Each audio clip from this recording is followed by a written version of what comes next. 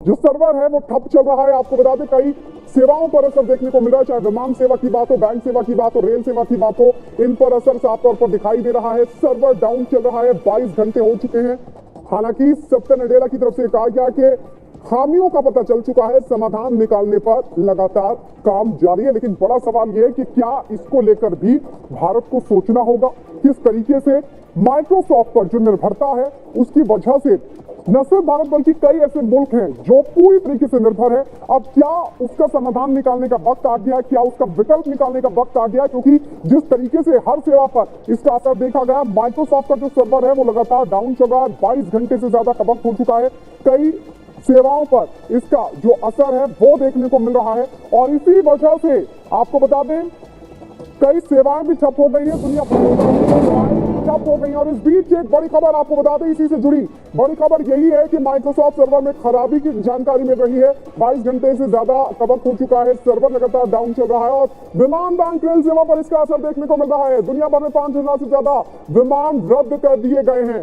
तो दुनिया भर में सबसे ज्यादा जो असर देखने को मिल रहा है वो विमान सेवा पर, बैंक सेवा पर, रेल सेवा पर देखने को मिल रहा है। सर्वर डाउन होने की वजह से खासी दिक्कतों का सामना करना पड़ रहा है। आपको बता दें तकनीकी खामी की जानकारी मिल रही है और उस पर काम लगातार चल रहा है ठीक करने का। लेकिन विमान, बैंक, रेल सेवा पर सबसे ज्यादा असर देखने को मिल रहा है। दुनिया भर की अगर बात करें तो 5,000 से ज्यादा विमान रद्द हो चुके हैं इसकी वजह से।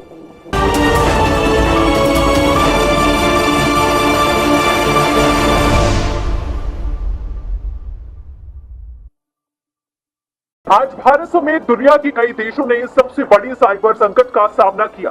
दुनिया की कई बैंकों में लंबी लाइन लग गई। सर्वर डाउन होने की वजह से एयरपोर्ट से विमान उड़ान नहीं भर पाए। हालात ये हुए कि इंडिगो, अकाशा एयरलाइन और स्पाइस जेट समेत कई एयरलाइंस को विमान उतारने पड़े। दिल्ली और मुंबई एयरपोर्ट पर चेक इन समेत कई ऑनलाइन सेवाएं अचानक से ठप हो गई, जिसकी सबसे बड़ी वजह सामने आई माइक्रोसॉफ्ट के सर्वर का काम न करना। एयरपोर्ट पर लोगों की लंबी कतारें लग गई। अचानक से अफरा तफरी के हालात पैदा हो गए कि आखिर करें तो क्या करें, क्योंकि एयरपोर्ट स्टाफ के पास भी लोगों के सवालों का कोई जवाब नहीं था। सब एक ही सवाल पूछ रहे थे, हुआ तो क्या हुआ।